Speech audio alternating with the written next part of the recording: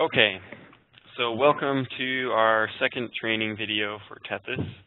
Last time we talked about GeoServer and web mapping a lot. This time we're going to cover a whole slew of things. We're going to talk about file management, and in that process we have to talk about CKAN. We need to talk about creating workspaces in your app so that you can manipulate files in your app. We also need to talk about how you customize your app for different users, and we'll do some more kind of advanced form and user input topics.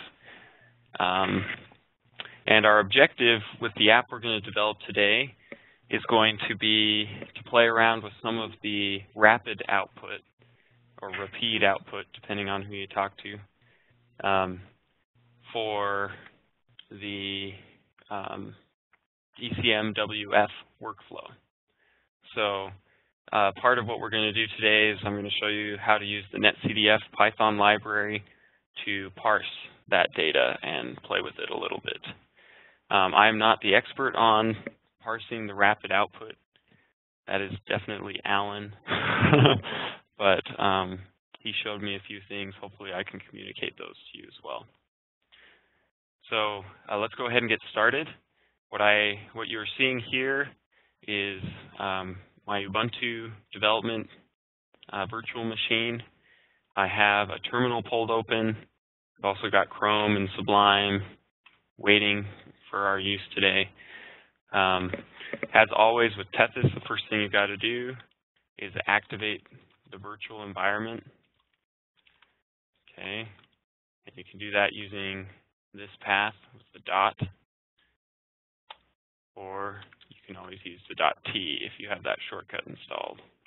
If not, it doesn't come installed by default if you install from scratch from the installation instructions. But if you're using one of the images from Nephi, you should have that shortcut. Okay, so the first thing that we'll have to do is we need to install several dependencies on our operating system in order to work with the NetCDF files.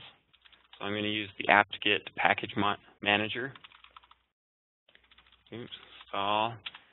And what we're going to need, we need to make sure, we should already have this, but we need the development files for Python. We need this library and this one. Okay, we need the NetCDF library. Okay, so we need all of those. Now, it takes some time to install those, so I have already installed them. So you can see it says these are already the newest version. But when you're going through this on your own, you will have to install those. Also, we need to install the NetCDF and NumPy libraries. I guess we don't really need NumPy, but it's useful to have.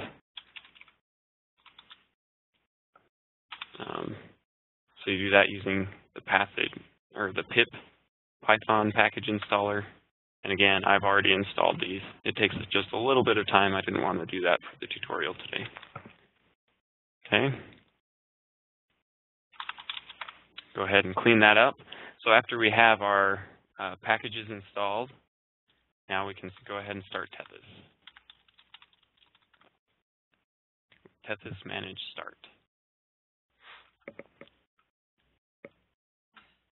Okay, and then in Chrome, I'll go ahead and navigate to it. It's running on localhost on port 8000. And I'll log in. If you're using the Nephi image that we gave you, the username is Tethys, and the password is pass, P-A-S-S. And I don't want to remember this. Okay, so you can see here's the GeoServer app we made last time. I also have the first app that we made during the boot camp. What we need to do is we need to link our Tethys with a CKAN server so that we can use it. For Nephi, we have a CKAN server at nephi-ckan.cloudopt.net. Okay. And I'll just give you a brief overview of CKAN right now. CKAN is kind of a file dataset sharing program.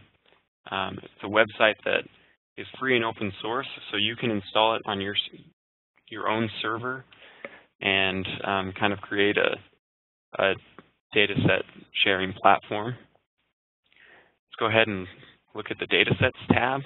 So the way that CKAN works is files are stored as resources, and those resources can be grouped in datasets. So what we're looking at is we've got 165 datasets. Most of these are the forecasts that are being generated from some of the things that you set up in Alan's app. Okay, they're being deposited in CKAN. So let's look at Gonzalo. Okay, so you can see Gonzalo's app is running here, and each one of these data sets represents a different forecast period. For ECMWF, they come in twice a day, so that's why you see the time is either midnight or noon. Okay, twice for each day. Okay, and when you access the app, let me just bring it up. Or whoops, Nephi Tethys cloudapp.net. Okay.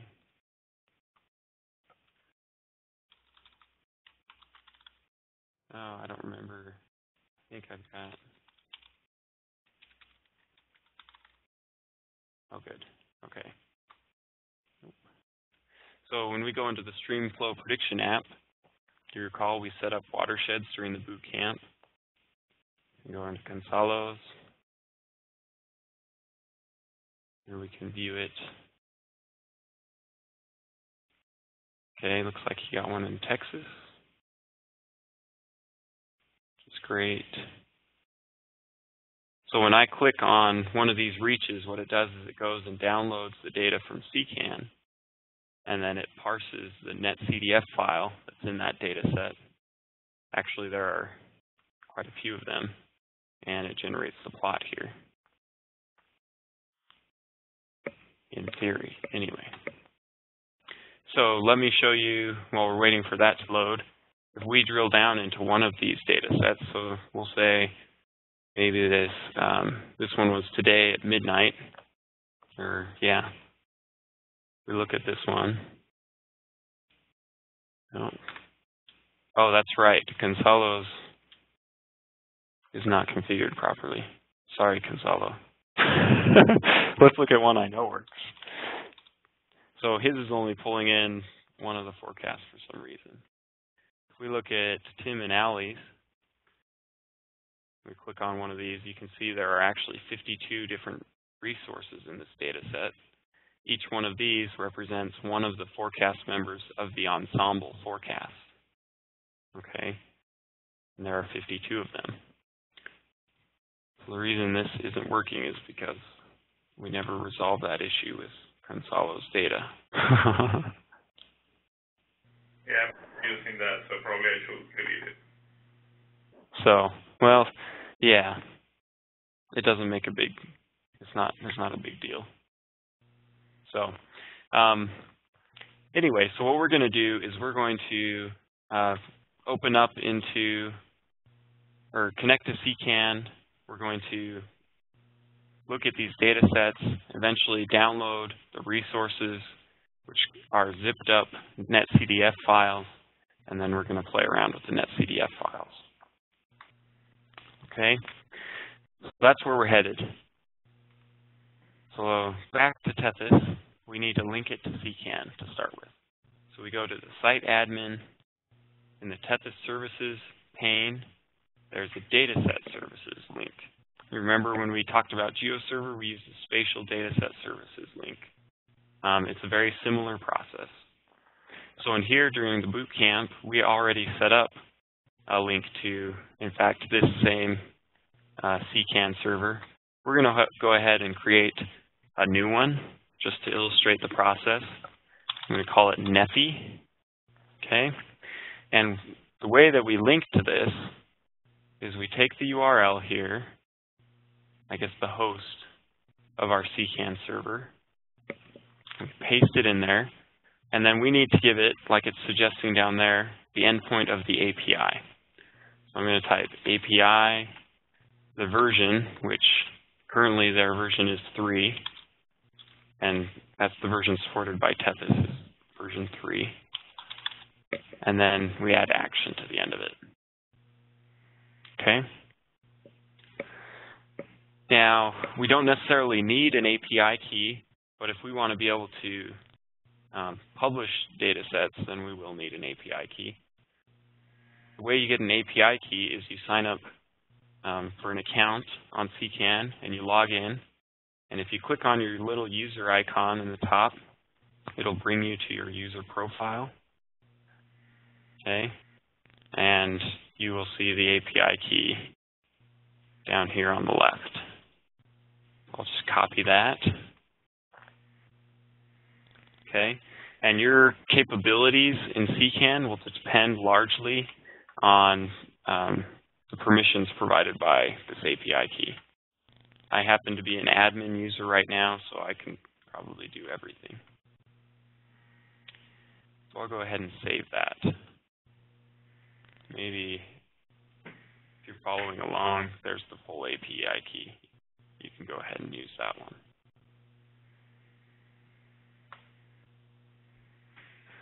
Okay, so now we've got this new dataset service that is linked to our CKAN. It's called Nephi. And I'll show you how to work with that in the code. Okay, so the first thing that we need to do, though, is we need to create a new app for our playing around today. So I'll go back to the terminal. I'll go ahead and hit Control-C to stop the server. Let's clear that out. And then what I'm going to do is use the scaffold command. So I'm going to change into the directory where we've been putting these apps, which is the home directory, Tethys dev. Go ahead and list those.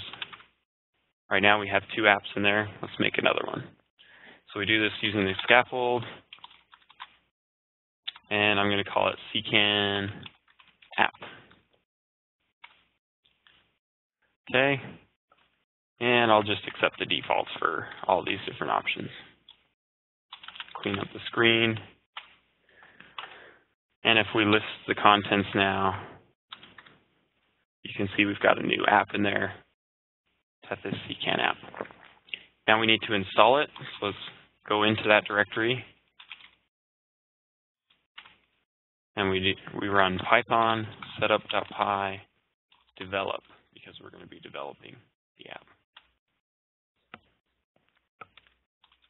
Okay, so it installs the app. Now we can start our server again. Tethys manage start.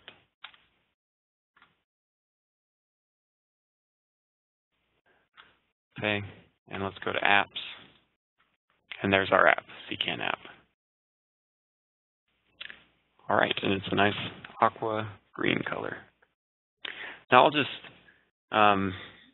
quickly note that I'm doing this pretty quickly. I don't expect people to be following along live right now.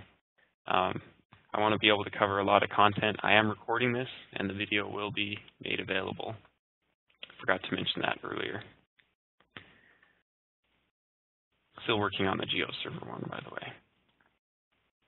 Okay, so I'm going to go ahead and go to Sublime, and I'm going to open that folder where we created our new app. It's in my home directory, Tethys dev, CKAN app. I'll just open that. Now I can see the project in my tree here, and I'll expand those. Okay, so the first thing we're going to do is go into our controllers, and we're going to play with the controller for our home page. And just like with GeoServer, there is a method we import from the SDK. It's called getDatasetEngine. And we can use this to retrieve an engine object that allows us to connect to our CKAN server. All right, I just noticed that there are some questions in the chat box. I apologize. First question is, what is the difference between GeoServer and CKAN?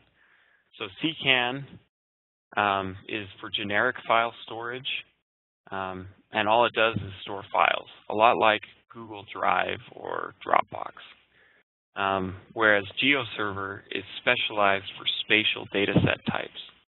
So if you, for example, want to serve shape files and show them on a map, GeoServer would be able to help you do that, whereas CKAN could store the shape file but would do nothing to help you display it on a map. Okay, so GeoServer is really for spatial data sets. CKAN is for your other data sets, like this NetCDF file we have, or other model files, text files. Okay, and there is a way to make data sets private. When you create new data sets, there's a little option on the form that allows you to make them private. Okay, and you can, I believe, do that using the Dataset Storage API as well. Okay, and on that note, before we get too far along, let me show you where all this is in the documentation. So docs.tethys.ciwater.org. So if we go to the software development kit, and what we're going to be working with is this Dataset Services API today. Okay, and you can see it talks about the key concepts that we talked about. There's links to CKAN documentation. It's documented how to set up a new CKAN server with your Tethys and how to get started. There's lots of great documentation here. Okay, so back to controllers.py. I just imported this get dataset engine. I'm going to go ahead and create a CKAN engine. And what the CKAN engine is it's an object that has methods on it that we can call to interact with our CKAN server. Okay, so I just give it the name of the configuration I want to use. In this case, I want to use our Nephi CKAN server that we configured. Okay.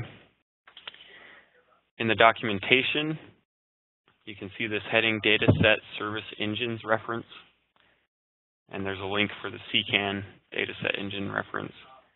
And this just lists all of the different methods that we can call on this engine object that we just created, including kind of creating resources and data sets, deleting them, retrieving them. We can get a list of them. We can search them and update them. Okay. So those are kind of the things that we can do. So now that I have this engine, what I want to do first is just list the different data sets that are in CKAN. List data sets. Okay. And just like GeoServer, there's an option to print it to the console. In GeoServer, it's called debug. And this one is called console. I apologize for the difference. They do the same thing. So console true will kind of print some debug information to our terminal. So let's go ahead and see what that prints out. I'll go back to our home page in our app, refresh the page, and you can see what we got back was this dictionary, and it has several keys in here. One of them is called result, and you can see that result is a list of names. So these are all the data sets in that CKAN. Okay, and it also has this parameter success, and it's true if it was successfully able to perform that operation. So I'll go ahead now, and what we want to do is I want to assemble only the data sets that are kind of the rapid, ECMWF rapid workflow data sets. So I'll create a list first, an empty list for us to put those in.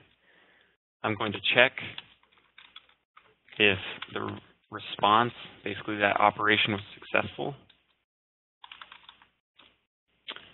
like that. So if it's true, then I'm going to loop through these data set names that is in the response result. Remember, that was a list of names. And the way that we can tell, if we look at these, the data sets that are associated with Allen's app are all prepended with this ERFP. Okay, and you can see most of them are those data sets. Looks like we've also got a WRF data set in there too. So we want to just pull the ERFP ones. So the way I'm going to figure that out is I'm just going to use a conditional statement. If ERFP, that string, is in the data set name, then we'll go ahead and append that data set name to our list. Oops. It should be names, dataset names dot append the dataset name that we're on. Okay. The next thing that we want to do, let's look at this list again. You can see that we have all of these. For example, this Curtis South, Alabama watershed has a whole lot of data sets, and the difference between them is this timestamp. What I'd like to do is get a list of unique data sets, or I guess unique watersheds. So what we need to do is chop off the timestamp and the ERFP, and then just get a list of these unique names. Okay, and you'll see where I'm going with this in a little bit. So again, I will create a list. Okay, I'm now going to loop for ERFP dataset name in, loop through this list that is only the ERFP datasets. And I'm going to go ahead and split that, the name, and I'm going to split it on the dashes. Okay, so let's look at what that would do. You can see here's a dash, here's a dash, here's a dash.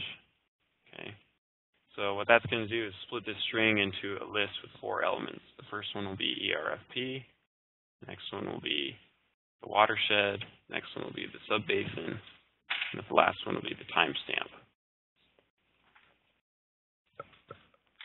Okay, so let's go ahead and get just the parts minus the time, so no time. Okay, we're going to have that be, we're going to join them again by dashes. Okay, and remember, we're going to use a Python construct called slices. We're going to take everything from the beginning to the third element, which is really the 4th element because it's 0-based.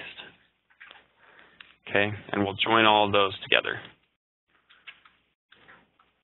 by dashes again. So essentially, we get the same thing without the timestamp. Okay, so now what we want to do is assemble a list of these where the names are not repeated.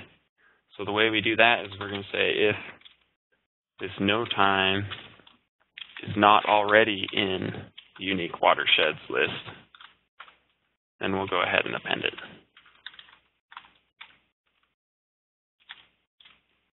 Okay, so the first time it won't be in there, it will append it. Every time after that, it will be in there, so it'll just skip it. Let's go ahead and print this so we can see what we've got. This unique watersheds list. Let me go ahead and turn off the printing of the console of that operation. So we'll go to the page, refresh it. Okay. And if we scroll down here, it's hard to see. We've got a list right here that printed out, and you can see they're all unique. Okay. Let's make that easier to see and put it on a web page, huh? So let's go ahead and pass that unique watersheds now to the context, so it will be available in our template. We'll open up the home.html template. And what I'm going to do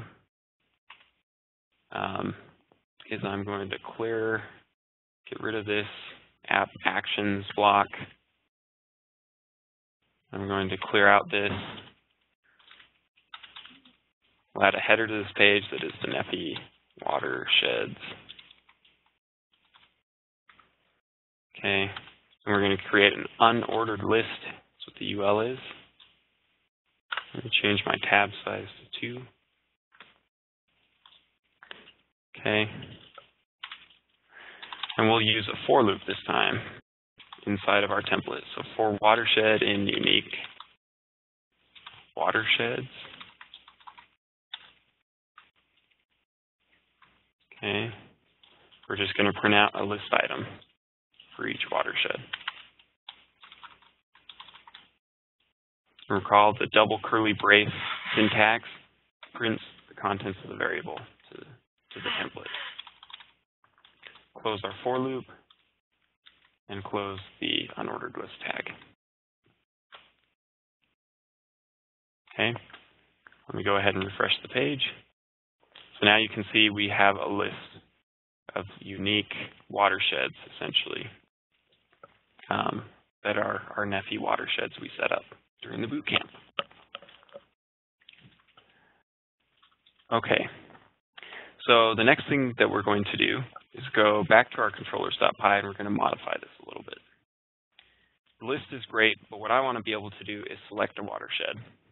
So we're going to add a select input to the mix. So we'll go back to controllers.py, get rid of this print statement so we're not jumbling up our output on the terminal. So I'm going to create a list for the options for our list, or for our select box. And then we're going to go ahead and loop through all of these unique watersheds. Okay. And this time, what we'd like to do is for our select input, we'd like it to have kind of a pretty name. We don't want it to be this kind of ugly name. Instead, what I'd like to see is maybe the middle Snake Boise showing up nicely without underscores or dashes in there. So we're going to do some string operations on the watershed name. Let's go ahead and split it into parts again. Again, on the dashes. This might seem kind of repetitive, and it is. There's probably a better way to do that, but this is just for the demonstration mainly. So I apologize if you're a big programmer and you're kind of cringing. So let's go ahead and split it.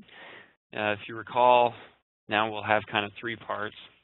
The second one will be just the watershed part. Okay. And I'm going to call this pretty watershed, or sorry, not watershed, sub-basin name. That's the third element. Remember, it's a zero-based thing.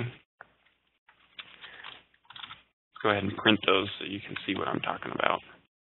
Pretty watershed name, pretty sub-basin name. Okay. Refresh the page. So you can see it printed out Middle Snake, Boise Basin. Okay, so we've now got kind of this name split up. We still have underscores in there though. So let's go back and get rid of those. So I'll do a new operation, string operation called replace. What we're going to do is replace those underscores with spaces. Okay, and then I'm also going to change the case to title case so that it capitalizes the first letter. And I'll do that on both of them. If we refresh our page, look at the console, you can now see they're kind of a lot prettier. Okay. For the select input, we want to show both of those kind of listed together as the option. So I'm going to go ahead and combine them. Pretty watershed name. Concatenate it with a string that has a comma and a space. And then concatenate that with pretty subbasin name. So that's our combined. Okay. I'm going to get rid of this print statement now. So what we're going to do, we have that list that is going to take the watershed options. Keep doing these singular, they need to be plural. Watershed options, we're going to now append. Remember, the select box takes a tuple. So the first is kind of what will show up as the option the user will select. So we want that to be combined. The second one is the value that will be passed when they submit the form. This is the more computer-friendly one. So we'll just give it the watershed option that has all the dashes and underscores in it still. Okay. So now we've assembled our options. Let's go ahead and create our select input. I guess before I do that, I need to import the Gizmos library. So back up at the top here, I'll import Tethys apps.sdk.gizmos, and the star means I'm just going to import everything. So go ahead and import our select input. The display text of the input will have, say, watershed.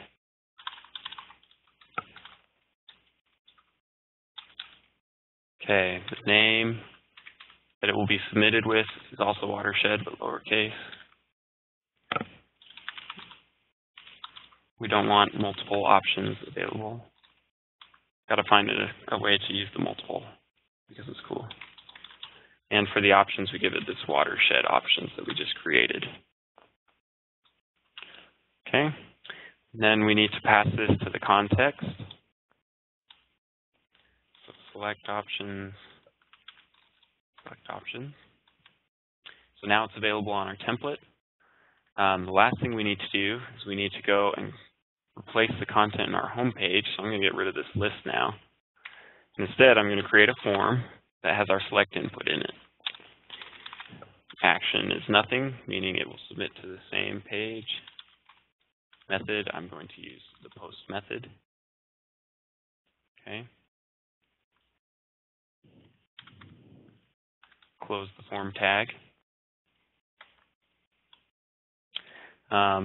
As always, we have to put our CSRF token in there.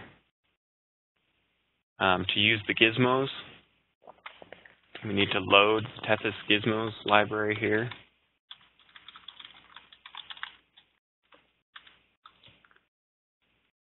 Now I can insert the gizmo, which is called select input. And we give it the options that define it.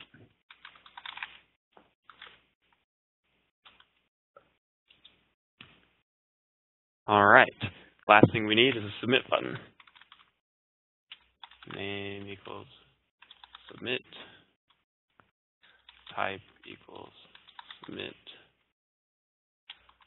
I'm going to use some bootstrap styling we talked about in the last tutorial, just to make it a nice looking button.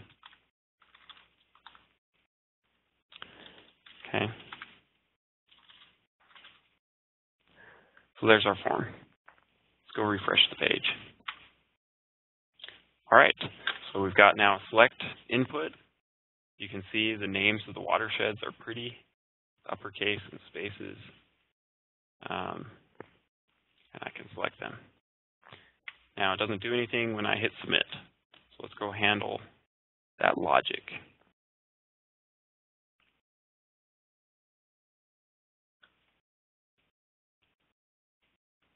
Okay, and in the process, what we're going to do is, if you recall, all these data sets have times associated with them. So what I'd like the user to do is select first a watershed and then see a list of the timestamps that are available, and then select timestamp for that watershed. Okay, so to do that, we've got to do kind of this multi-stage form. So we're going to do that right now. So let's modify first, since we're on the template already, let's modify our form. What we're going to do is we're going to create in a conditional statement, we're going to have a variable that will tell us whether to show the time input or not. Okay, and we'll create that in the controller when we get back there. It'll be called show time, but not the TV station. Okay, so let's go ahead and do Gizmo. This will also be a select input, and we'll call the variable that will define it time select options. Okay.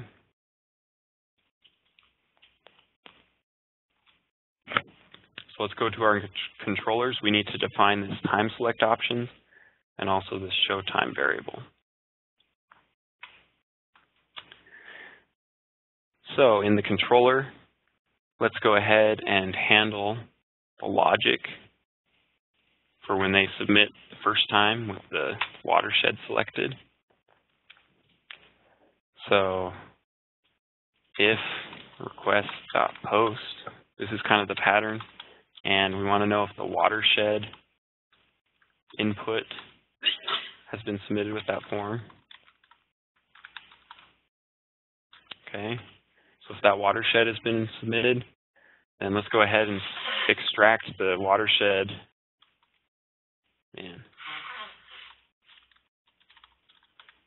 That they selected.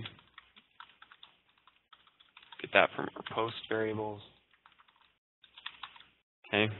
Remember, this watershed name is coming from the name that we gave the select input. So that will be the value that they submit, that they select there. We also, when this is submitted, we want to define the show time variable, set it equal to true. So now they've selected a watershed, we want to show the time options. We need to define a default value as well for show time.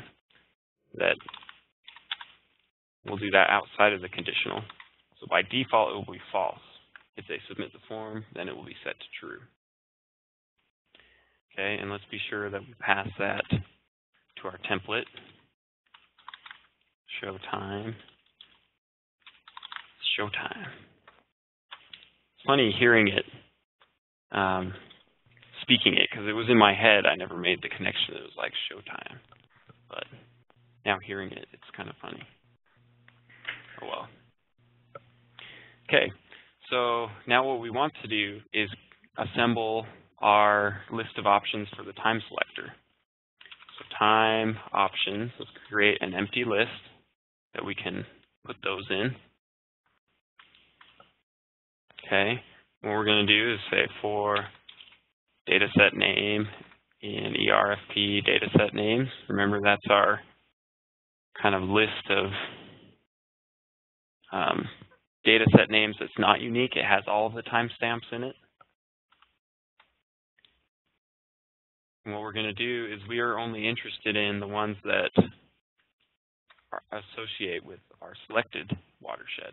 So we're going to say if the selected watershed name is in that dataset name, and why don't we go ahead and print right now that result. Dataset name. Okay, when I refresh the page, it's going to throw an error because we haven't defined the options for our text select or maybe not. Okay, I bet when I submit this. So I'm going to select this one. It's the one I made.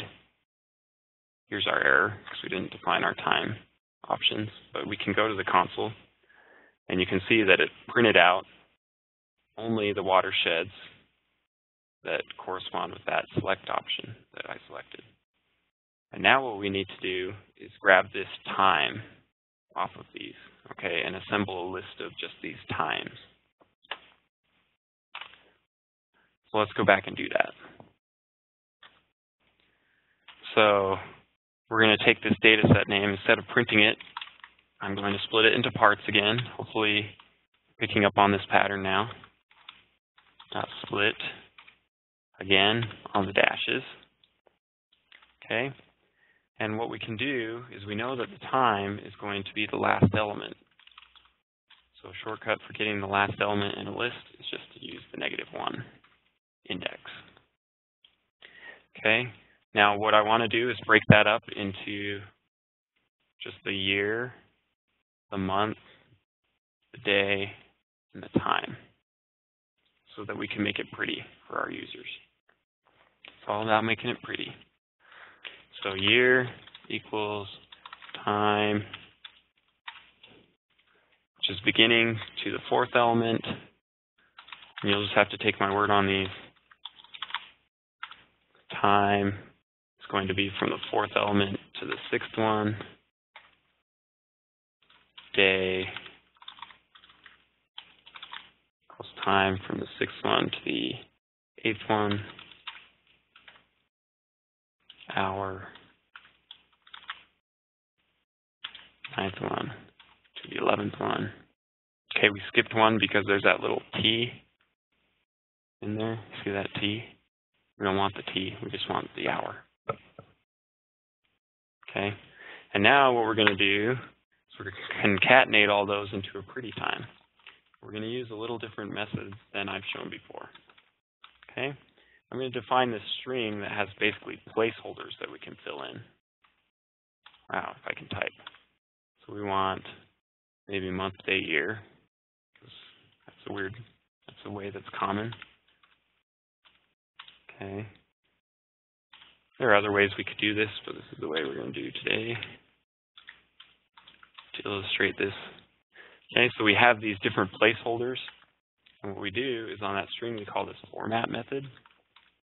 And then we just pass the arguments in the order that we want them placed. So for the 0 position, I want the month.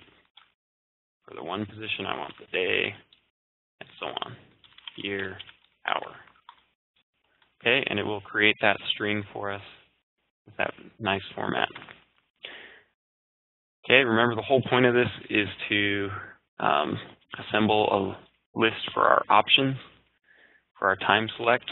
So let's append that now that we've got a pretty time.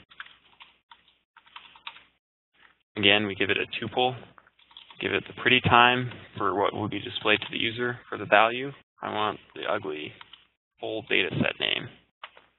Okay, because we're going to use that to look up the data set from CKAN. Great. Last thing we need to do now is just define our time select options. Okay, and we do that just like we did before. Select input, display, text equals time. Okay, name equals time lowercase. That's what we'll use to look it up. And options, we're going to give it these time options that we just defined. All right, and then let's be sure that we pass that to our context. Time select options, time select options. Okay, and our template is already wired up to take that time select option. So let's go back to our page, which is in error right now. Oh, looks like I've got a syntax error in my controller. So let's look at line 71, which is here. Oh, I put a comma there instead of a colon. Okay. All right, so the way that this form works now is I can select the watershed. Maybe I'll select Tim Alley, submit that, and now the time select shows up with all the times for that watershed. And you can see it's kind of formatted in a human readable way. So what I'd like to do is be able to select the time and hit submit. We have a problem though. The user can still change this and it doesn't correspond right now. It went back to the default value. Remember, I selected this Tim Alley one. So it's kind of not ideal for the user. So let's add a little bit of logic to make that a little more user-friendly, foolproof.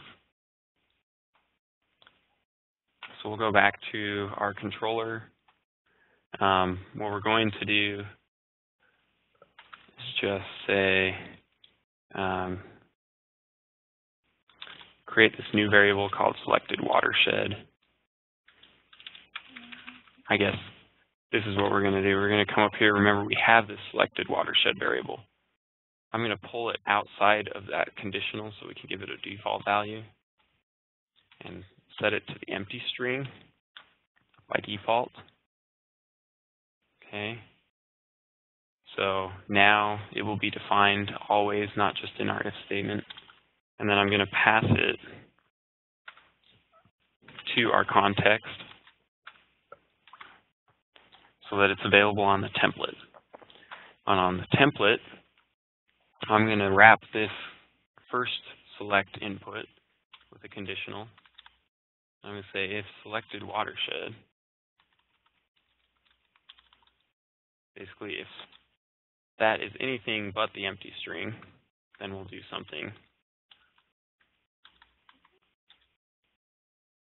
else. If it is the empty string, which is the default, show the select box.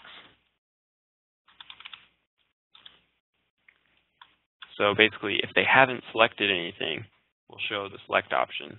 If they've selected something, then instead of showing the select box, what we're going to show is bold watershed,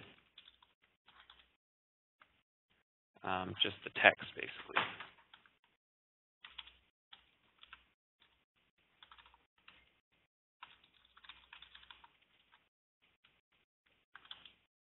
Okay. So let's go take a look at what effects that had. So I select this one, I submit it. Now you can see the text is displayed here and of the watershed that I selected, and then we can select the time. Now I didn't do the pretty formatting on this. The next step would be to go back and pretty format that so it kind of matches what they selected. This is just the value that was submitted with that. I'm not going to do that right now though, so that we can show some other more interesting stuff. Okay. So now what we need to do is when we submit this, we select a time. Let's go back to our CKAN. That would be equivalent of selecting one of these data sets. We want to list all of the different forecasts that are in there on a new page. So let's go create a new page so that we can do that. So in my templates, right-click, new file. I'm going to call it forecast. Oops. .html. Save that. Okay.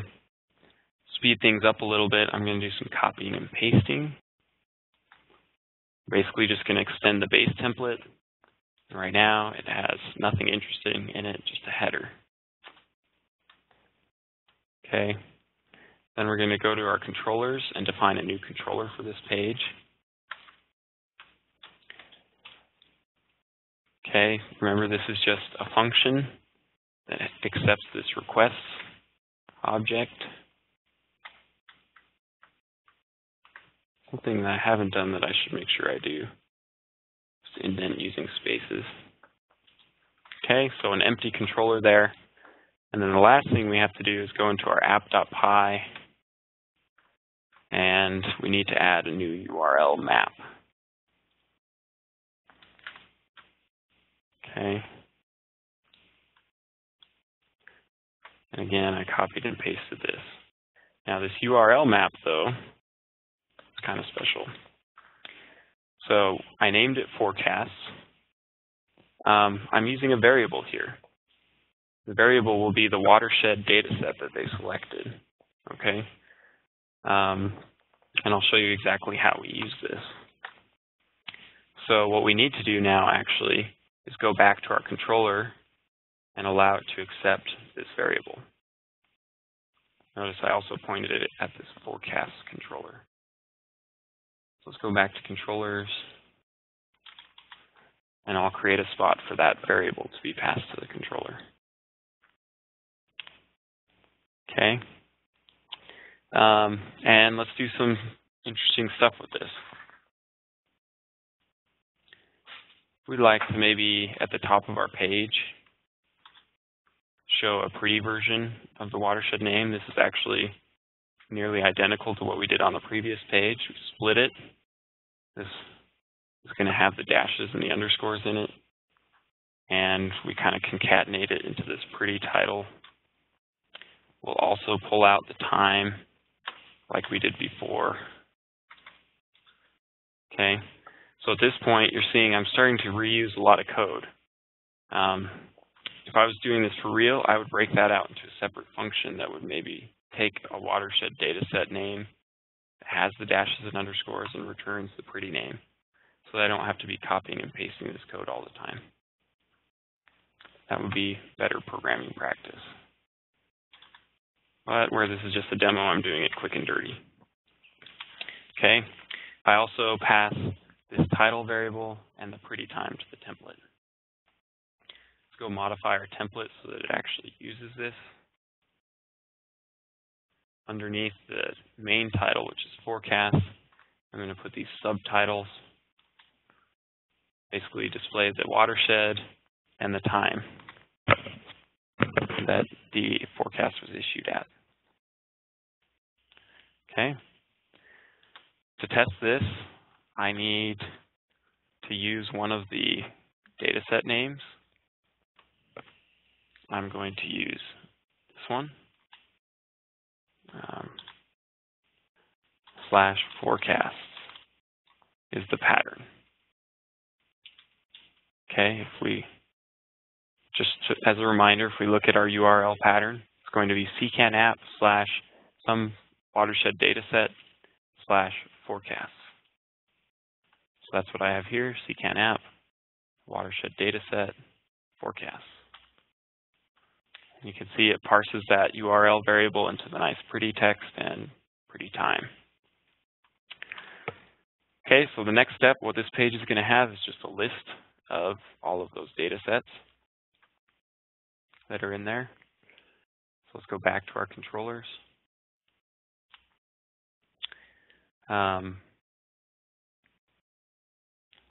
And what we want to do, oh, wait. So before we do that, actually, we need to make it so that we can get to this page from our previous page. So after they select a watershed and a time, we want it to bring us to that next page. So we actually need to go back to our home controller to do that, to pass it off to the new one. Okay, and I'll just put it right here above the context. So if request.post, remember this, they're going to submit a form, and this time if it has the time option in it, that means they've selected a time. We'll pull out selected data set.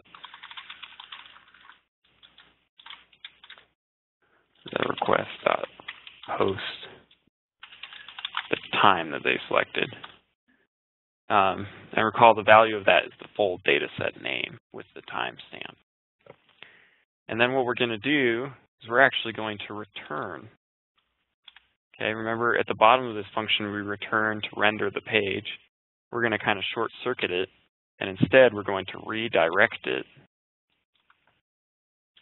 Okay. And in fact, to use the redirect function, we have to import it from the Django shortcuts. Okay, so back down to where we're returning it, we're going to redirect it. We're going to send it to the CKAN app forecast controller. And remember, that one accepts an argument, has a URL variable that is the watershed dataset name. Selected dataset. Okay, so that's how we can redirect to a URL that has variables in it. So it will construct that URL for us and redirect the page. So let's test it out. I'll refresh this. I'll select a watershed, submit it, select a time, submit it, and now we got brought to our forecast page. The redirect function constructed this URL for us. And this is the watershed that they selected. Okay. Okay, so now we can handle the logic of this page, the forecast page, now that we can get there. So we're going to need a CKAN engine again. And what we're going to do this time, go ahead and paste this in, is we're going to use this get dataset method on the CKAN engine, and we can just give it the watershed dataset that we're passing in through our URL as the ID. Okay. I'm going to do something goofy on this page. I'm going to list each one of these as a button. So we're going to create a list of buttons where each button will represent one of the forecasts. So what we want to do first is check to see if this operation was successful. If it was, we'll go ahead and grab the data set out of the result. The data set's going to have a whole bunch of options. So why don't we, for illustration purposes, go ahead and pass that to the template so that we can see what's in it. So on the template, I'll just print out this data set variable.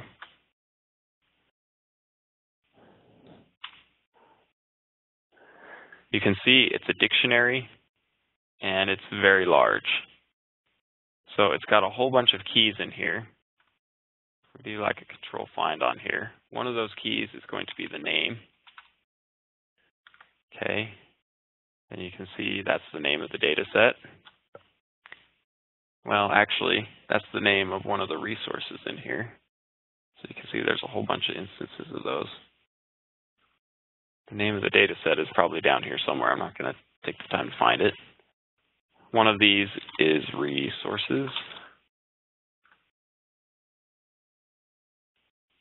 Okay. And what that is a list of more dictionaries. Each one represents one of these resources in here. What's contained in those dictionaries are all of these attributes and more. Okay? So it's kind of the programmatic side of CKAN. Okay, this is ugly. I don't want to look at it anymore. So let's get rid of that off our template. And let's go and create something more pretty to show. Okay, we don't need to pass this to our template. So what we're going to do is loop through the resources. Those are going to be our different forecasts. So for resource in data set, remember it had that key, resources.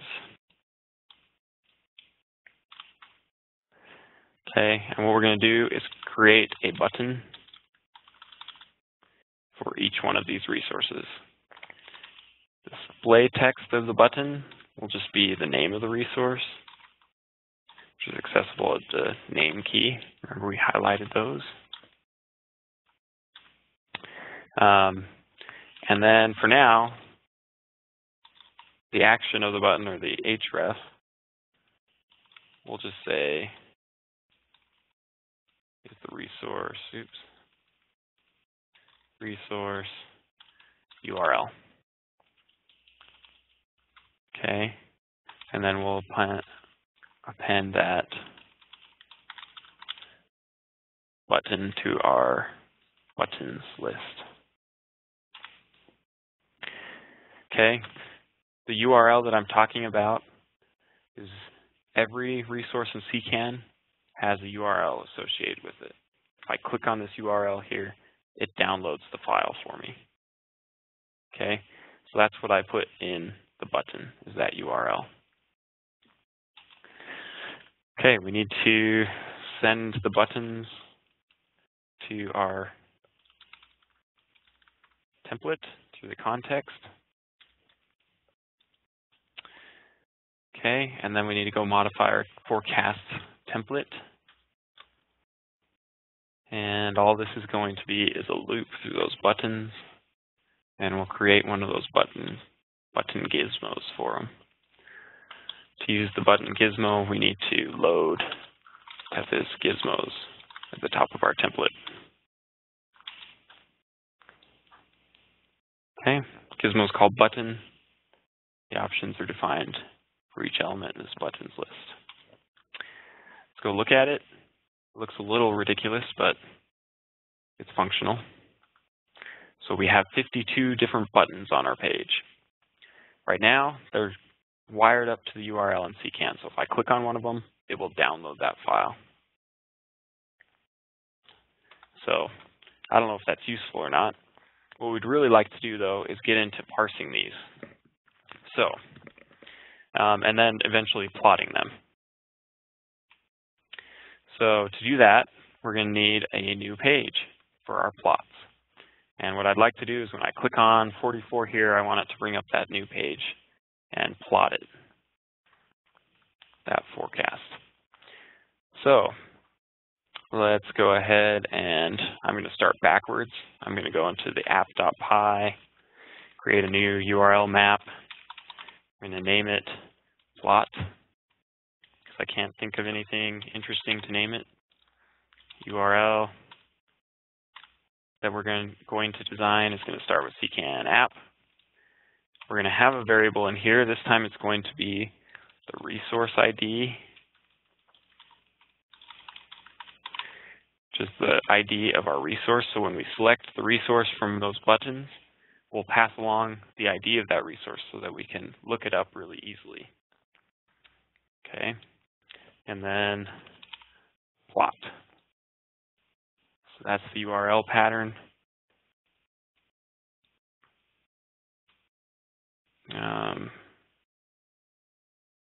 Sorry, my virtual machine wigged out a little bit. Okay, and then for the controller, again in CKAN, underscore app dot controllers. We'll call it plot. I keep doing that. Save the changes there. Okay. Let's go ahead and make that controller.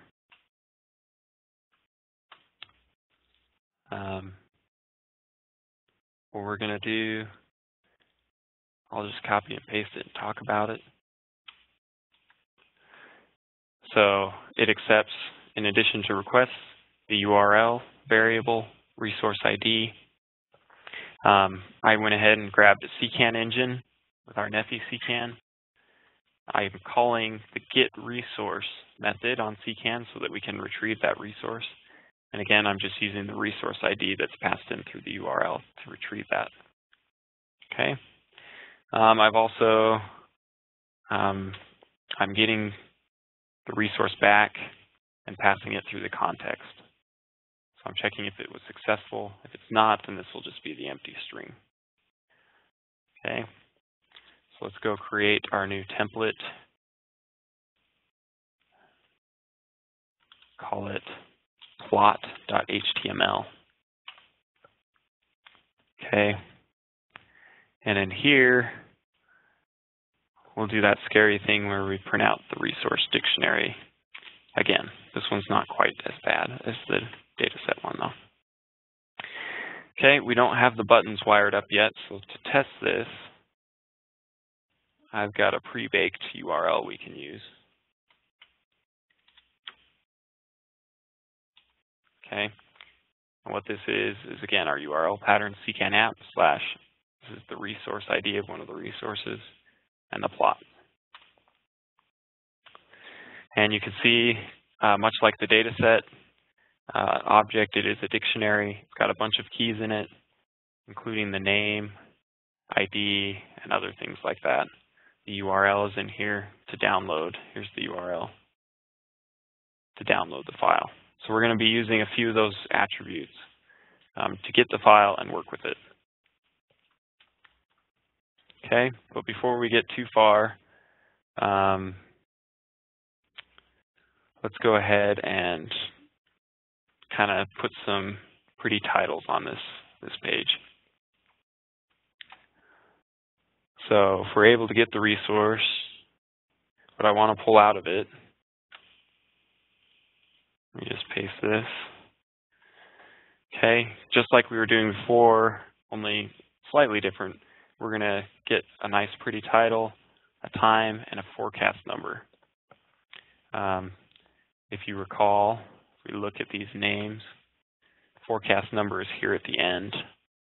We've got the time and all the names, so we can derive all that information from the resource name. And that's what we've done here. Okay, we'll go ahead and update our context and just pass the pretty time, forecast number, and the title to the template. And then we'll go ahead and go into our plot template. And, oops, guess I didn't end up copying that. Go ahead and paste that there. So we're just going to print out the title and pretty time like we did before. Now we're going to also add the forecast number. This will just make it so that we know what we're looking at. Refresh this page. So we know we're looking at forecast 52 about Watershed in that time. All right. So now let's go ahead and wire up our forecast page so that when we click on these buttons, instead of downloading the file, we will get to the plot page. So we'll go back to our forecast controller this time, which is here. And what we're going to do is we're going to change our buttons a little bit. Okay? So in here right now we're linking to this URL. What would be better is if we just link to the plot page. Okay? So we're going to replace that href, plot URL, this plot URL variable. Okay. Sorry. And to do that, to get that URL, we're going to import a new Django function called reverse. And it allows us to do a reverse lookup of the URLs in our website. Okay. So I'll define this plot URL to be reverse. We want it to be the plot page, and the plot page takes an argument, the resource ID. Okay, recall we're in this loop where we're looping through the resources so we can grab its ID out and pass that as an argument to the plot URL. Okay, pretty simple change. So now if we refresh this page, you can see down at the bottom of the page when I'm hovering over these that now they are linking to that plot page. So now we can go to the plot page. This is 40, 19. Very fun. Okay, now it's going to get fun.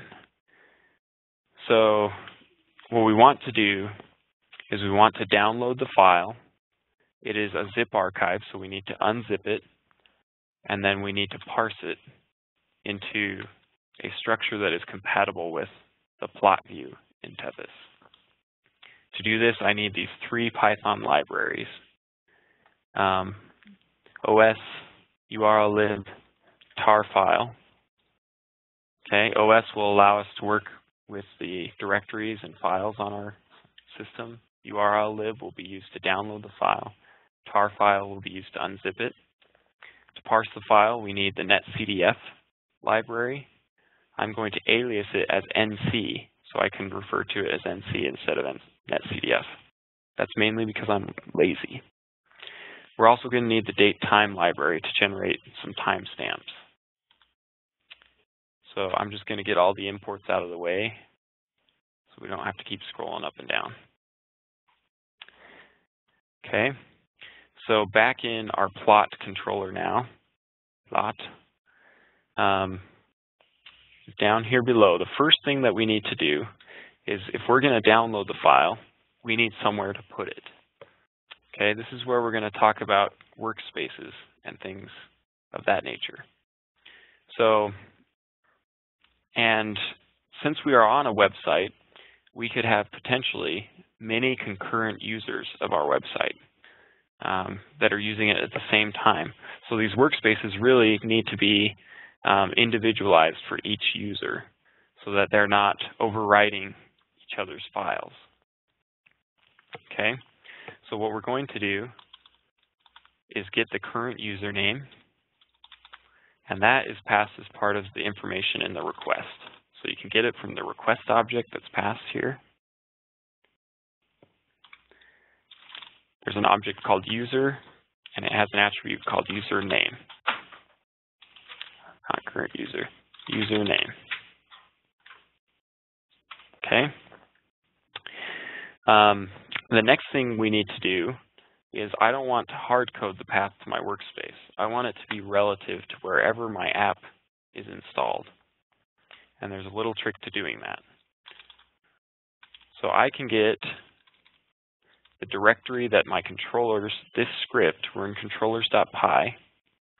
I can get the directory that this script is sitting in using this way.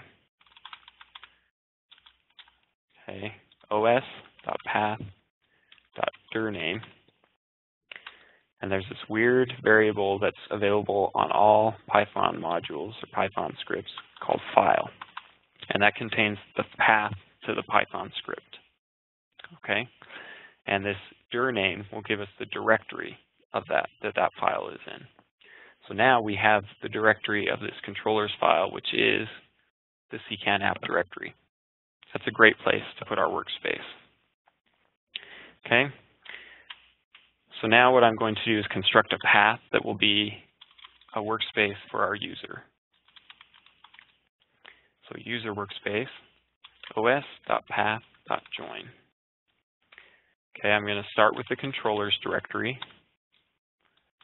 I'm going to add a directory called workspace. And then to make a directory inside of that that's unique for the user, I'm just going to use the current user's name. Okay. Now the reason that I am not just, controllers directory, if we were to look at it, is just a path. It's a string path with slashes in it. The reason I'm not just concatenating with slashes is to make it more generic. Python is cross-platform, and if you recall, in Windows, slashes and paths go one way, and in Unix and Linux, they go the other way. So this os.path.join takes care of making sure the slashes go the right way for us. So it's the safer way to construct your paths. Okay, and you'll see what it creates in a moment. So what I'm going to do now is I want to check to see if the workspace exists. When we first install our app, there is no workspace directory. So if it doesn't exist, we need to make it. So we're going to say if not, we're going to use a method in os.path called exists. And we're going to give it this user workspace path. So if that doesn't exist, then go ahead and make DIRs. Make the directory user workspace. Okay. Let's go ahead and refresh our page and see what happens. So I'm going to refresh it. It'll run. If we go back to our Sublime, you can see now that I have this directory in here called Workspace sitting in my CKAN app directory. Okay. And inside of that is a directory of my username, which is currently Tethys. Okay. So we'll have this workspace directory and a directory for each user in here that they can use for file manipulation. Okay. So the other thing we want to do to simplify things is we want to clear out any files that are in that workspace every time they refresh the page. Okay. So to do that, we do for file name in, we'll use this os.listDirs, which will list all the files in that directory. Okay. And we're just going to remove them. os.remove. And I have to do an os.path.join, give it the directory and the file name, because these file names are just the file names. They don't include the full path. So we have to construct the path for that. So that will just remove all of the files in, for instance, our Tethys directory. So it doesn't, one, get cluttered and take up lots of unnecessary space on our hard drive, and two, to make our job a little easier. Okay, so now we need to download the file. So I'm going to do file name. We have to give it a name, which seems kind of counterintuitive, but we need to tell it the URL to download and what to name it after it downloads it. So we're going to put it in the user workspace, and I'm just going to call it temp.gz because it's a gzipped file. And then I'm going to use URL lib as promised to URL retrieve. And the URL will be our resource URL from CKAN. And the file name is that temp.gz. Okay. So let's see if that works. Oh, I must have misspelled something. It is not listDirs, it is listdir. My bad. Try it again. All right. So we go into Workspace, and there it is. Here is our zip archive. It's binary, so this doesn't make a whole lot of sense. So now let's go ahead and unzip it. We're going to use the tar file method.open. Remember, the file is this file name. And when it's open, we'll just call it tar. And we'll do an extract all into the user workspace. Okay. Let's refresh the page. Downloaded and should have extracted. And sure enough, here's our NetCDF file. Okay, so we got the file. We created a workspace specific to user. So now we need to parse the file. The plot view for Tethys can't read NetCDF files on its own. I haven't made it like that yet. Maybe we can in the future. So for now, the burden's on developers to parse the file. Now the fun begins. Okay. So the first thing I'm going to do is I need to find the NetCDF file. Okay, which isn't as straightforward as you would think.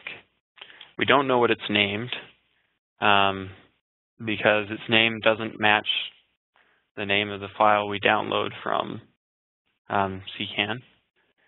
We renamed it anyways, called it TempGZ, so we can't just guess the name.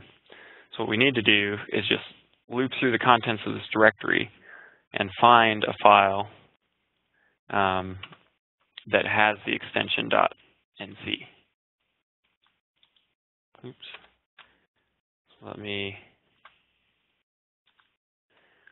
So that's what this loop does. Again, we're using this lister and we're going to loop through the files. If we find one that has this NC extension in it, then we will basically grab that path. We'll assemble that path of that file and stash it. What break does is it will break the loop the first time it encounters this condition. Okay. There's only 2 files in there, but it's a little optimization. If we found the file we're looking for, we don't want to keep looping. So we just break the loop. Okay. So now we're going to use the NetCDF library, and we'll go ahead and open the file. We give it the path to the file, and we tell it to use the read mode. That's what the R stands for. So we can't write to the file, we can just read right now. Okay. Let's take a quick conceptual break, and I'll show you something about this file. So I've got pulled up here the stream flow prediction tool, and it's using these files that we're parsing in the background. Each file contains kind of the hydrograph, I guess you'd call it, the flow forecast for each reach on this map. It's very nice to look at it this way because we can just click on a reach, right, and select it.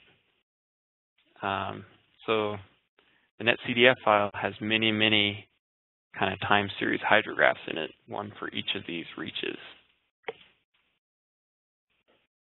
So if we go back to our code, what we need to do is just tell it a reach, and we do it by index. And right now, I'm just going to hard code it to take the first one, which is at index 0. Okay, so that's what that's all about. Next little bit, there's been a change in the format of these files, and it changed the order of some of the variables in there. So what we do is we just need to check, in order to get the data values out here, we need to perform a little check to check the order of these fields. So you can see this first statement checks to see if it's time, COM ID. Second one checks to see if it's COM ID, time, order. And based on that, we pull out the data a little differently. So we'll just take that one on faith. I'm not really an expert on that. Alan just told me I need to do it. So that will kind of save us some trouble there. The next thing we need to do is these files currently only have the flow values stored in them. So in order to get the timestamp for each flow value, we kind of need to construct our time series.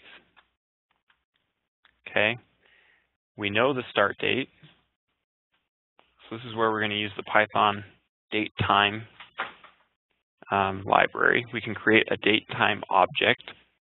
And the start date, if you recall, when we did all our pretty printing and assembling the pretty time, we parsed out the year, month, day, and hour. Well, it turns out we're going to use that for a little more than just pretty text.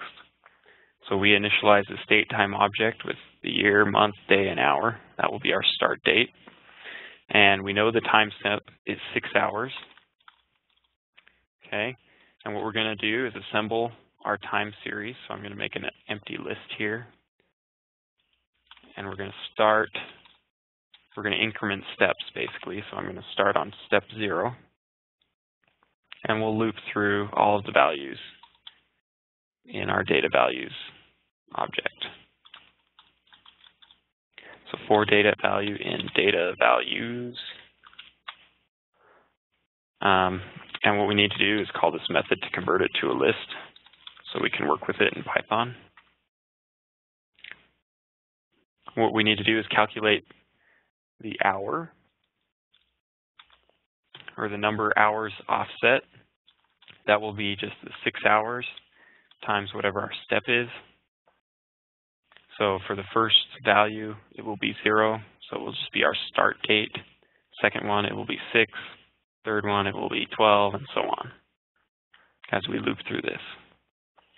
So we'll need to increment that step. And we'll just increment it 1 every time we go through the loop. Okay, the time, the current time, will be basically our start date plus, and what we need to do is make a delta time object to add to this.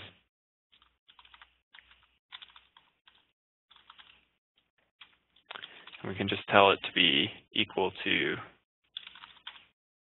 the number of hours that we've calculated here. So our start date plus whatever offset. And then what we need to do is append that to a list. And it needs to be a list of lists.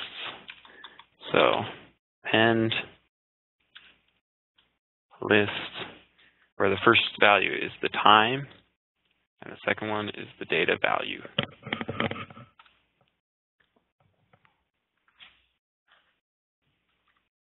Okay, not too bad. So we've constructed a time for each data value and put those into a time series list. Let's go ahead and close our NetCDF dataset. Okay. And for illustration purposes, let's print that time series. And a better way to do it would be for item in time series, because it's a list of lists.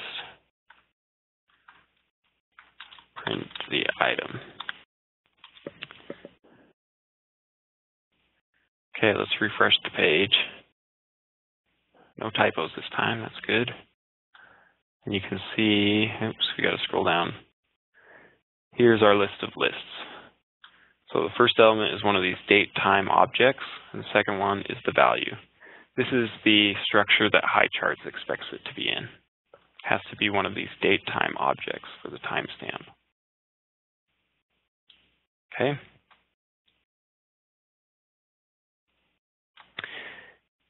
So now, all we have to do is make our plot, right? Oops. So let me get rid of this print statement. We don't need that anymore. And what we'll do is we'll come out here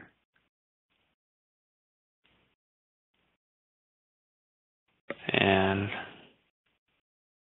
construct our plot. Now, something we need to do is, so it expects this time series variable. Right now, it's defined here inside of this if statement. If that if statement is not true, then that wouldn't get defined, and our page would throw an error. So I'm going to bring the definition of it outside of that, so at least we don't get a big ugly error. It won't work, but we won't get an error, and I'll get rid of it here. Okay, so we define the Highcharts time series. We're going to give it, the plot, a title. It's going to have a y-axis title, and the units is CMS. And then it's got this one series in it called stream flow, and we give it that time series that we just constructed. Okay, we also need to define a plot view object that will take this plot object. Okay, we give it the time series plot object. We tell it to be 100% wide, fill the screen, widthwise, and 500 pixels tall. And then last thing, we need to pass that to our template. So so that we can use it there. We'll go into now our plots.html. And what we need to do is load our gizmos.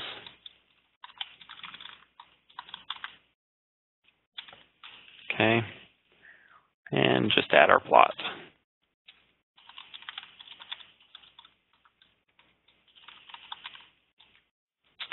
Time series, so the options are defined in this time series plot.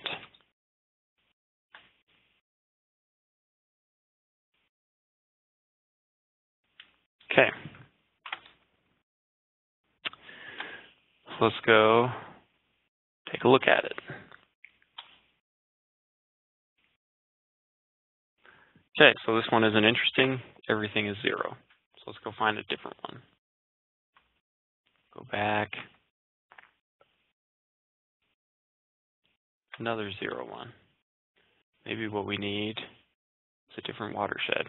So you notice it's kind of hard to get back here.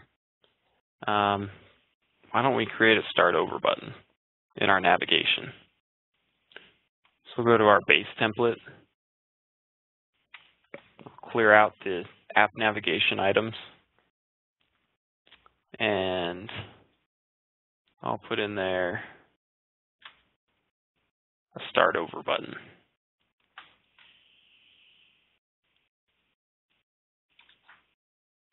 Okay, and all it's going to do is just take us back to our home page.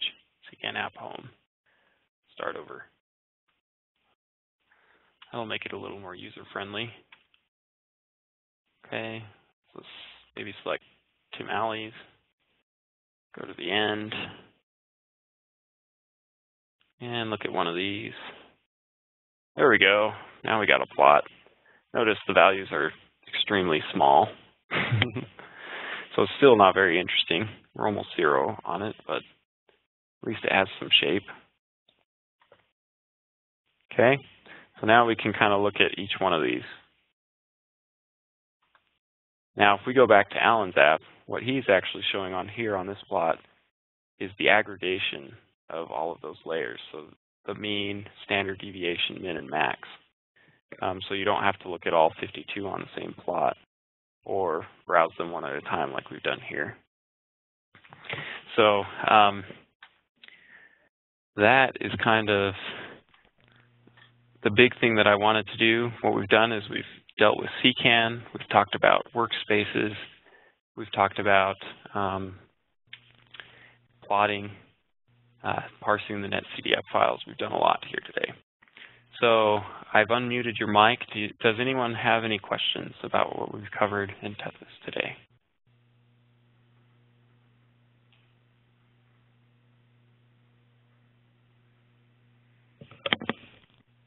You're all still there, right? Or are you all asleep?